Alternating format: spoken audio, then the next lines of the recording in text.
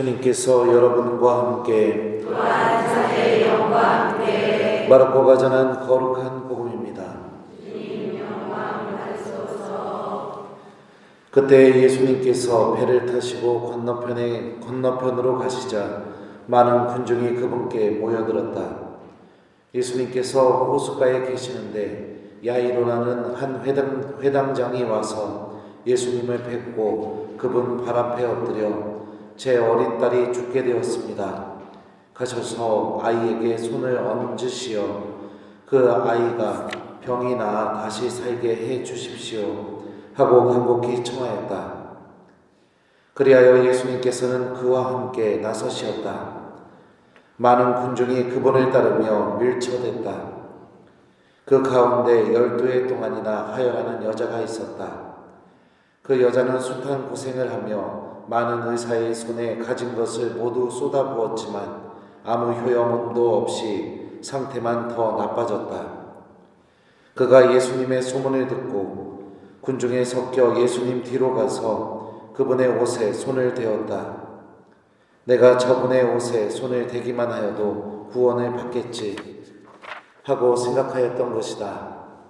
과연 곧 출혈이 멈추고 병이 나은 것을 몸으로 느낄 수 있었다. 예수님께서는 곧 당신에게서 힘이 나간 것을 아시고 군중에게 돌아서시어 누가 내 옷에 손을 대었느냐 하고 물으셨다. 그러자 제자들이 예수님께 반문하였다. 보시다시피 군중이 스승님을 밀쳐대는데 누가 나에게 손을 대었느냐 하고 물으십니까? 그러나 예수님께서는 누가 그렇게 하였는지 보시려고 사방을 살피셨다. 그 부인은 자기에게 일어난 일을 알았기 때문에 두려워 떨며 나와서 예수님 앞에 엎드려 사실대로 다 아뢰었다. 그러자 예수님께서 그 여자에게 이르셨다. 딸아, 내 믿음이 너를 구원하였다. 평안히 가거라. 그리고 병에서 벗어나 건강해져라. 예수님께서 아직 말씀하고 계실 때 회당장의 집에서 사람들이 와서는 따님이 죽었습니다.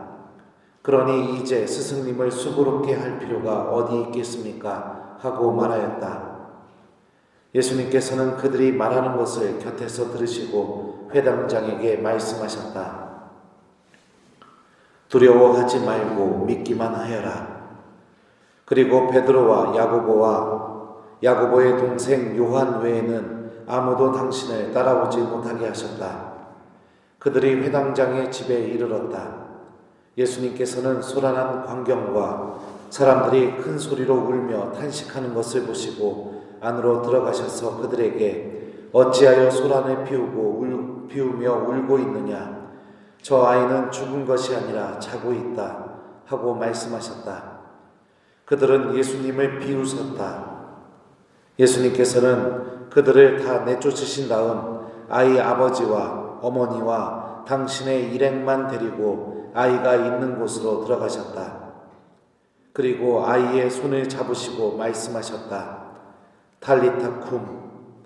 이는 번역하면 소녀야, 내가 너에게 말한다. 일어나라는 뜻이다. 그러자 소녀가 곧바로 일어서서 걸어다녔다. 소녀의 나이는 12살이었다. 사람들은 몹시 놀라 넋을 잃었다. 예수님께서는 아무에게도 이 일을 알리지 말라고 그들에게 거듭 분부하시고 나서 소녀에게 먹을 것을 주라고 이르셨다. 주님의 말씀입니다. 오소서 성령님, 그분의 옷에 손을 대었다. 안녕하세요. 오늘 복음 말씀은 두 가지 이야기가 겹쳐져 있습니다.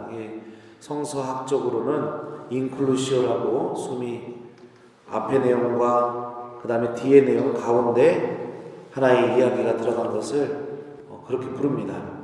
근데 두 개의 이야기가 이야기하고자 하는 주제가 무엇인가? 예수님께서 하여라는 여인에게 하셨던 말씀을 보면 딸아, 내 믿음이 너를 구원하였다 라고 말씀하십니다. 그리고 딸의 죽음을 직면하고 있는 야이로에게 예수님께서 하셨던 말씀은 두려워하지 말고 믿기만 하여라 라고 말씀하시죠.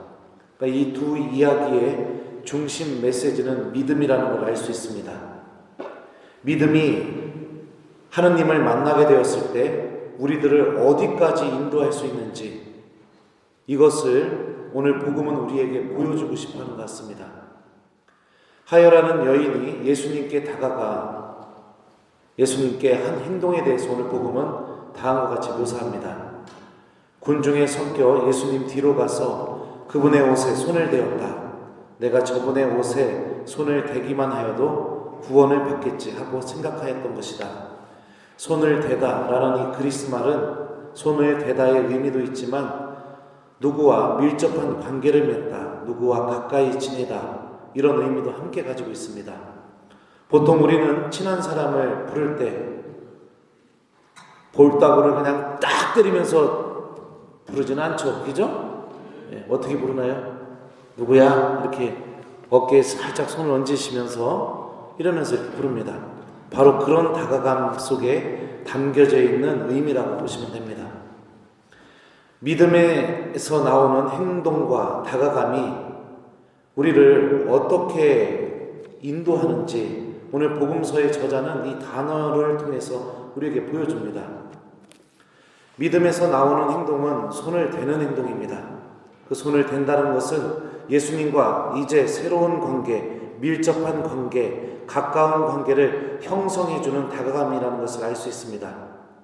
그리고 이 관계는 단순히 병이 낫는 기적으로만 끝나는 것이 아니라 야이로의 딸의 손을 예수님께서 손수 잡으시고 탈리타쿰이라고 외치면서 죽음 속에 놓여있는 그 딸아이를 생명으로 인도하셨던 것처럼 우리들이 믿음을 가지고 예수님께 다가가는 신앙생활을 하게 될 때 우리들 또한 단순히 삶 안에서 소소한 기적으로만 체험되는 그런 신앙생활에 머무는 것이 아니라 죽음에서 생명으로 인도되는 예수님을 반드시 만나게 해주는 힘을 가지고 있다는 것을 오늘 복음은 우리에게 보여줍니다.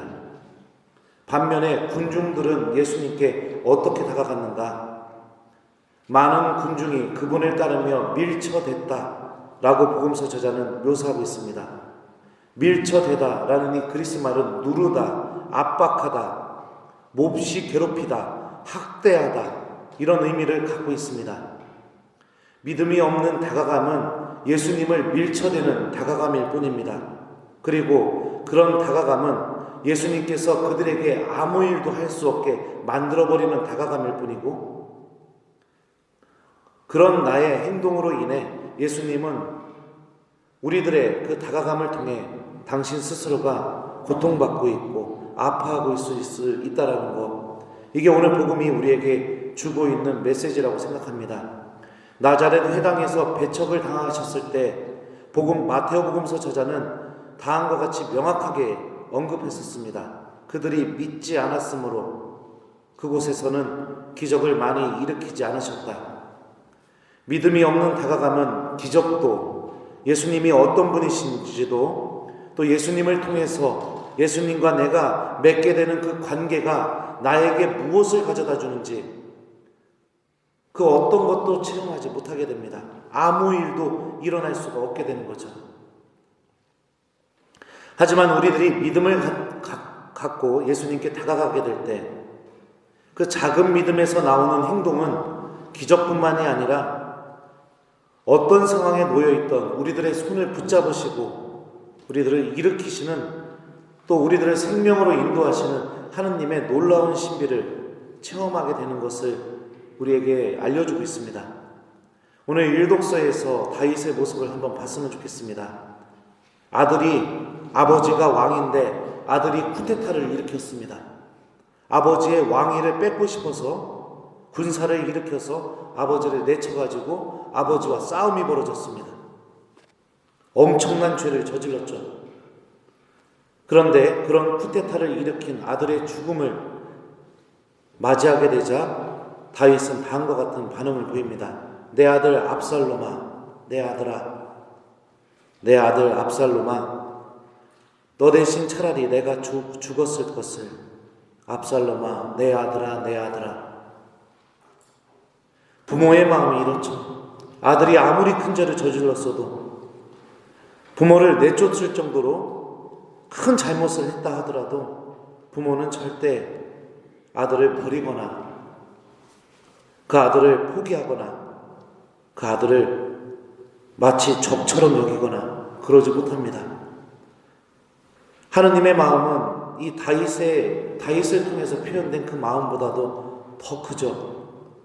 우리들이 죄 속에 놓여 있을 때, 우리들의 삶 자체가 죽음 속에 머무는 것처럼 큰 절망과